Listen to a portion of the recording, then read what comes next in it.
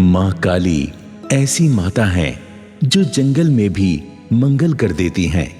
माता अपने भक्तों पर तो कृपा करती ही हैं, पर दुष्टों की भी मनोकामनाएं पूर्ण कर देती हैं। यदि भक्ति में शक्ति हो तो माँ सारी विपदाएं दूर कर देती हैं। आइए अब हम आपको बताते हैं कि माँ एक चोर की दशा और दिशा किस प्रकार बदल देती हैं। एक बियाबान जंगल में काली माता का मंदिर था। मंदिर बहुत छोटा था पर चमत्कार बहुत बड़ा था। कई सालों पहले इस मंदिर का निर्माण जंगल में रहने वाले डाकुओं ने अपनी रक्षा के लिए किया था। इस मंदिर में काली मां की मूर्ति स्थापित थी। मां अपने भक्तों की सभी मनोकामनाएं पूर्ण किया करती थी। इसी जंगल के आसपास एक कालू नाम का चोर भी रहता था। एक दिन कालू चोर मां काली के दर्शन करने आया। उसकी नजर मंदिर में एक घंटे पर पड़ी जो सोने का था। चोर के मन में लालच आया कि इस सोने के घंटे को यदि मैं चुरा लूं तो सारी उम्र कमाने की आवश्यकता नहीं पड़ेगी। उसने माता से हाथ जोड़कर प्रार्थना की, हे काली मैया, तुम मुझे शक्ति दो, मैं तुम्हारे सोने के घंटे को चुरा सकूं। तुम सबकी मनोकामनाएं पूर्ण करती हो, मेरी भी ये मनोकामना पूर्ण कर दो। कालू चोर ने उस सोने के घंटे को मां की कृपा से उतार दिया। जब वो उस सोने के घंटे को लेकर मंदिर के बाहर आया, तभी उसका हृदय परिवर्तित हो गया और वो सोचने लगा, जिस मां ने मेरी गलत मंशा को भी वरदान देकर पूर्ण किया हो, मैं उसका घंटा चुरा कर ले जाऊं। धिक्कार है मेरे जीवन पर। क्षमा कर दो मां, मुझे क्षमा कर दो। मां, तुम कितनी अच्छी हो, तुमने मुझ चोर की मनोकामना पूर्ण कर दी। मां, मैंने तुम्हारे साथ बड़ी घात कर दी। हे जगत जननी काली मां, मेरा अपराध क्षमा करो और मेरी दशा और दिशा बदल दो। आज से मैं कभी चोरी नहीं करूंगा। मुझे शक्ति दो मां कि मैं मेहनत की कमाई से अपना और अपने बच्चों का पेट भर सकूं।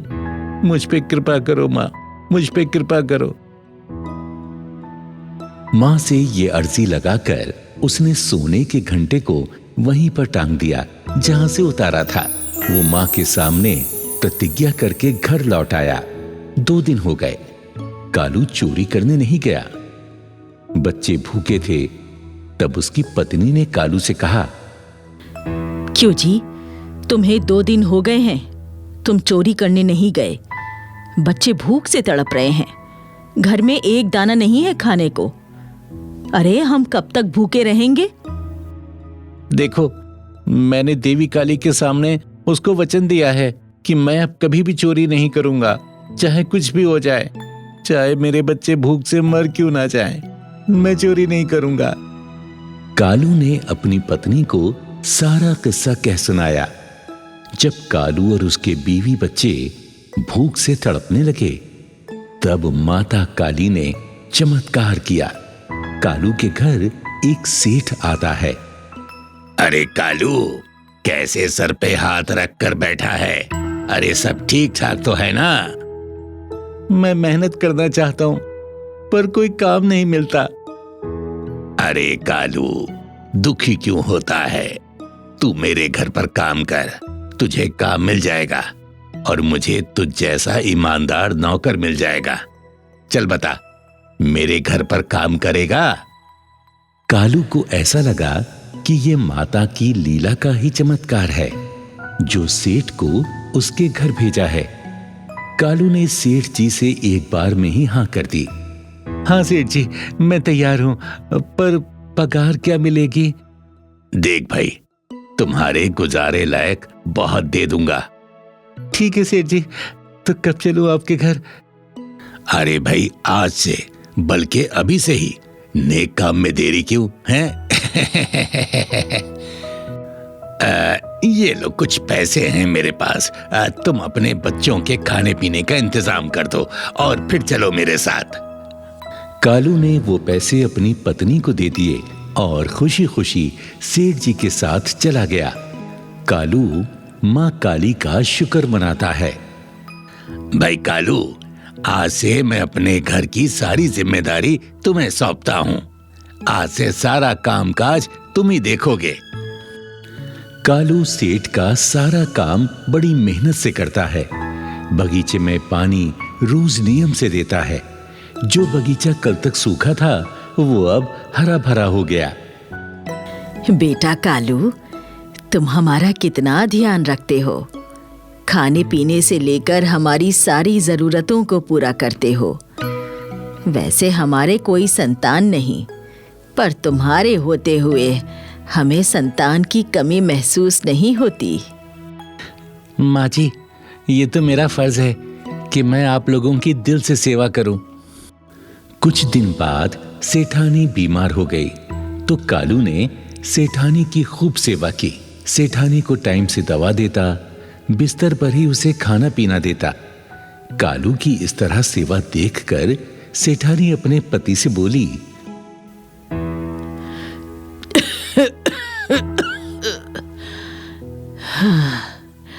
सुनो जी, कालू बड़ा ही अच्छा लड़का है। इतनी सेवा तो अगर हमारा पुत्र भी होता तो वो भी नहीं कर पाता। इसलिए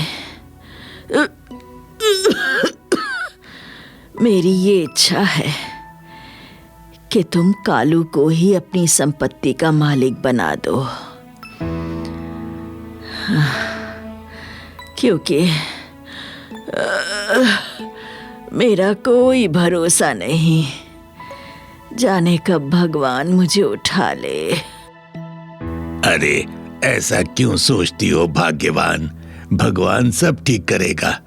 तुम देखना, बहुत जल्द अच्छी हो जाओगी।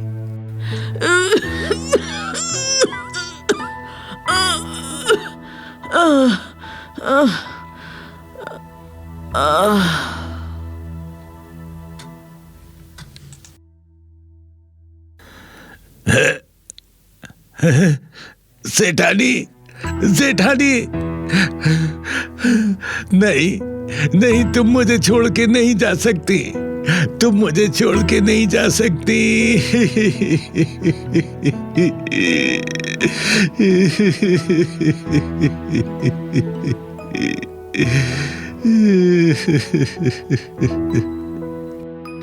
सेठ जी, आप इस तरह दुखी मत हो।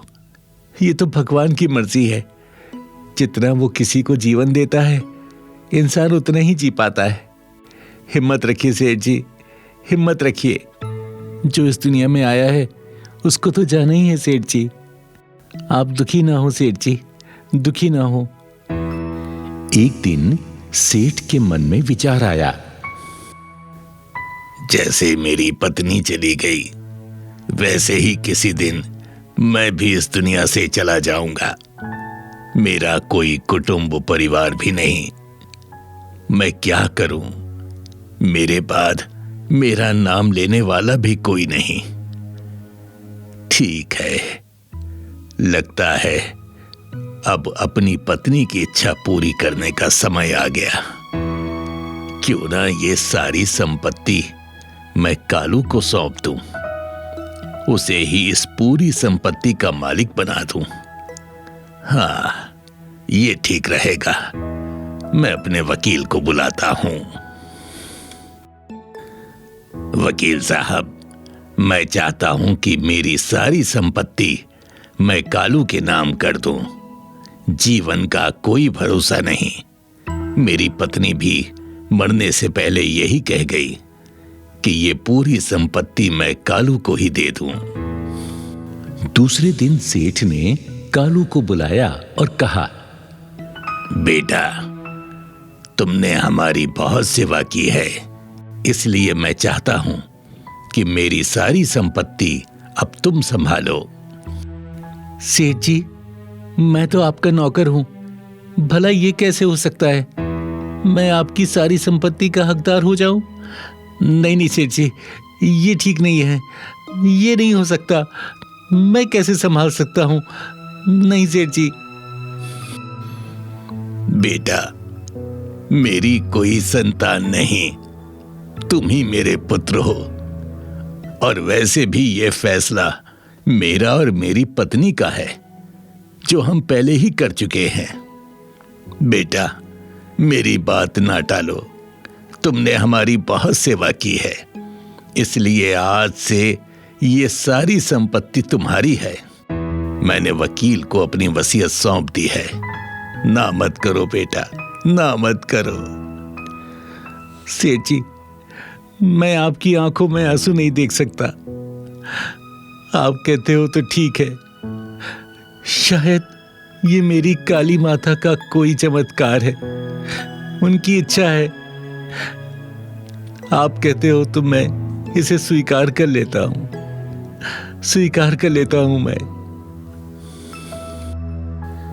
अचानक सेठ की हालत बिगड़ जाती है और वो कालू से पानी मांगता है। कालू दौड़कर पानी ले आता है, सेठ को अपनी गोद में उठाकर उसे पानी पिलाता है। सेठ कालू की गोद में ही अपने प्राण त्याग देता है। कालू सेठ का अंतिम संस्कार करता है और अपने बीवी बच्चों को सेठ की हवेली में ले आता है। सभी चैन से रहने लगते हैं। काली मां की कृपा से एक चोर साहूकार बन जाता है। सत्य है, मां काली की महिमा अपरंपार है। जय महाकाली, जय महाकाली माई, तेरी सदा ही जय हो। काली मां सदा सबकी रक्षा करे।